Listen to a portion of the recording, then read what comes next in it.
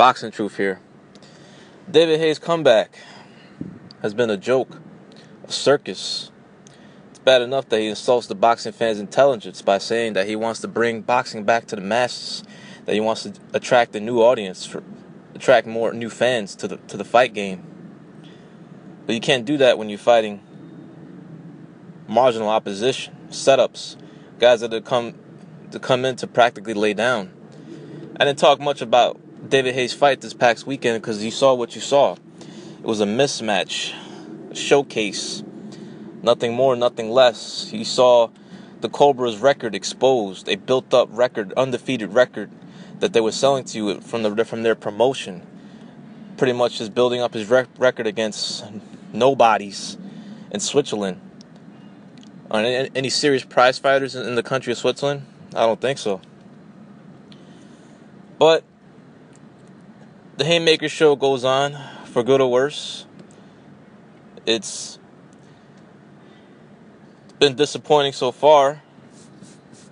Very weak opposition, hand-picked opponents, and yet somehow David Haye made a 7-figure purse, according to a report, in his recent showcase fight against the Cobra. Well, obviously, when I first read that, I was trying to figure out how the hell is that possible. But obviously, David Haye is promoting his own shows. He's his own promoter, so he gets a bigger percentage of the cut from the gate. A much larger percentage compared to your average fighter. Plus, look at the overpriced tickets for the type of quality he brought to you, as well as the co-feature in Shannon Briggs, who was in there with even a worse opponent. But that was no fault of his own. His initial opponent pulled out in Demetrenko in a very bizarre situation. Somehow Demetrenko didn't pass the information along to his manager. Therefore, he couldn't sign off on the bout. I was hearing he was never even reached out. Just a weird situation concerning Briggs' initial opponent in Demetrenko. Then he ended up fighting some guy, some no-name guy with a pretty bad record, and Briggs dispatched of him in one round. So the Haymaker show goes on, but David Haye, his plans are not. Things are not going according to plan, as he was hoping to get some big money fights for perhaps the end of the year in order to cash out on some paydays, because that's really what it is. He's looking for some paydays. It's not about attracting a new audience, bringing boxing back to the masses. He just wants a few paydays before bowing out from the game for good.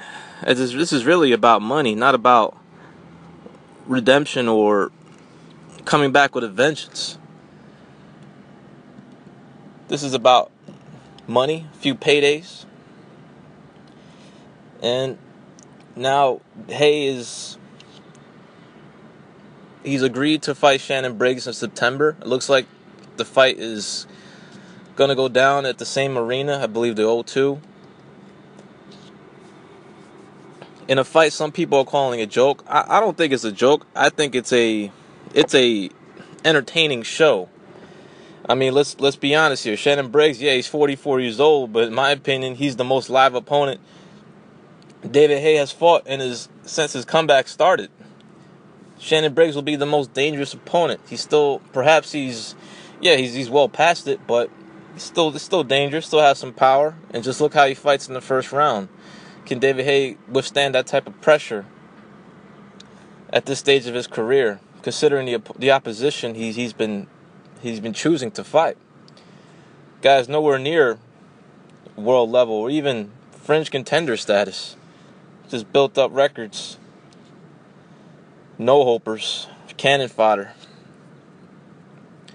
But David Haye, he's going to have to be forced into this fight with Shannon Briggs. It was pretty much forced. He got pulled into the fight with Briggs. He was hoping for a fight with Anthony Joshua for the end of the year, but that fight ain't going to happen for a while. As Anthony Joshua and Eddie Hearn, they ain't looking towards David Haye, as they have their plan in motion. They're going to make voluntary defenses. They're going to continue to feast on Heyman heavyweights, and then perhaps look for unification. So that's about maybe 3 fights down the line before David Haye could even pursue a fight with Anthony Joshua. So for the time being, David Haye is boxed out and fighting big names and fighting the fights he truly yearns for, the biggest money fights out there in the heavyweight division. Of course, he would like to fight other guys besides Anthony Joshua. He'd be interested in the Deontay Wilder fight if it could be made. However, he's going to have to get past Shannon Briggs first. I'm hearing it's going to happen in September. Of course, there's criticism. Promoters call it a joke, a circus. Other promoters wonder how is money going to be generated from the event if David Haye still can't get any major networks to provide license fees for the show. How are they going to pay Shannon Briggs his purse, considering the majority of the revenues from David Haye's shows comes from the gate? But yet he still somehow made 7-figure purse for his last fight. It makes you wonder what the hell he paid his opponent, the Cobra. But it is what it is. I'm just want to talk a little bit about David Haye's situation. It was no reason to talk about his last fight. It was pretty much went down how I expected. Very weak opponent. The Cobra put up absolutely no resistance. Even went down from a jab. The crowd was booing at the O2 Arena because they pretty much paid top money for tickets, and the quality that was given didn't live up to his billing, considering the price for tickets were overpriced, and the quality that was displayed in the rings was just nowhere near worth the price of admission. But it looks like it's going to go down. David Haye, Shannon Briggs. It's a fight that I would watch. I'm intrigued. It'll be a good promotion. I'm sure not everyone's on board. People have their criticisms, but this is way better than anything David Haye has given to the boxing public.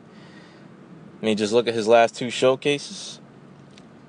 Shannon Briggs, I believe, is a much better opponent compared to the Cobra and Mark DeMurray. I believe Shannon Briggs would have made easy work of David Haye's last 2 opponents. So we're going to see what David Haye has left. Is he really a true player in the heavyweight division? The reason why the big names ain't looking towards his way, because they're occupied, they have dates, and also David Haye needs to start fighting some real opposition, some real worthy challengers in the heavyweight division to even make it worth talking about if he's actually a player in the heavyweight division. This is Boxing Truth. I'm out.